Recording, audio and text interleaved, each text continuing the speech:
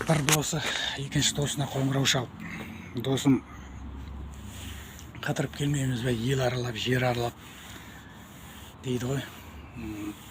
Досы келісе салады, жолға шақып кетеді, діттеген жеріне аман сау жетеді, қыдырады, ананы көреді, ананы көреді.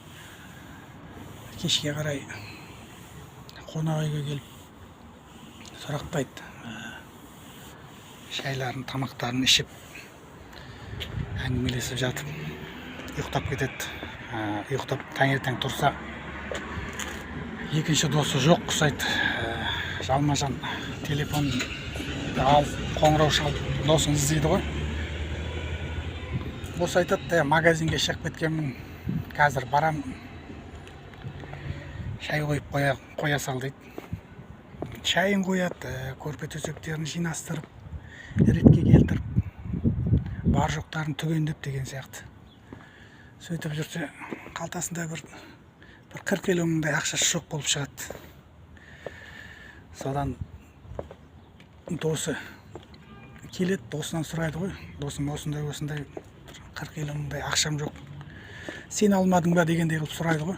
Сонда досы ойланбастан, иә досым, мен алып едім, ауылға барғасын бірдеңе қалып тауып берем ғой, сенде артық ақшаң бар ғой дей салады.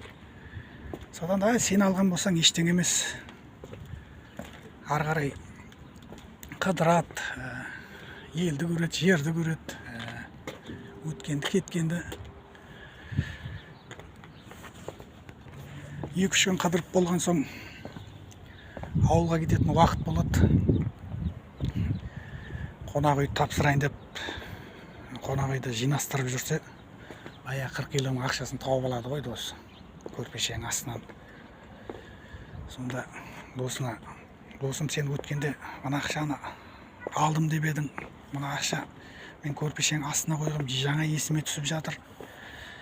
Сен алмаған екенсің ғой, неге өйтіп мойныңа алдың деп сұрайды ғой. Сонда досы айтқан екен, досым дейді, өйтіп мен мойныма алған себебім бір-бірімізді күмән келтірмейік, бір-бірімізге жаңа сеніміміз азаймасын. Осы жыл неше жылдан бері доспыз, сол үшін мен айта салдым, мен алдым деп. 40 киломың үшін бір-біріміздің көңілімізді қалдырып, кім алса да бұйырсын, сол себепті мен алдым деп айтады ғой. 40 киломың тұрған ештеңе жоқ, ауылға барғасын тауып берем деп айтып едім деп. Сонда досым құшақтап жылап жіберген екен, нағыз достық деп.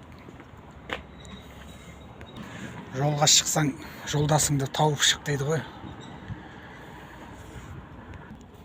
Достық мәңгі болсын, достарымыз тек аман болсын, сау болсын, достықтарымыз мәңгі болсын, достарымызға тек адал болайық, аман болайық, сау болайық.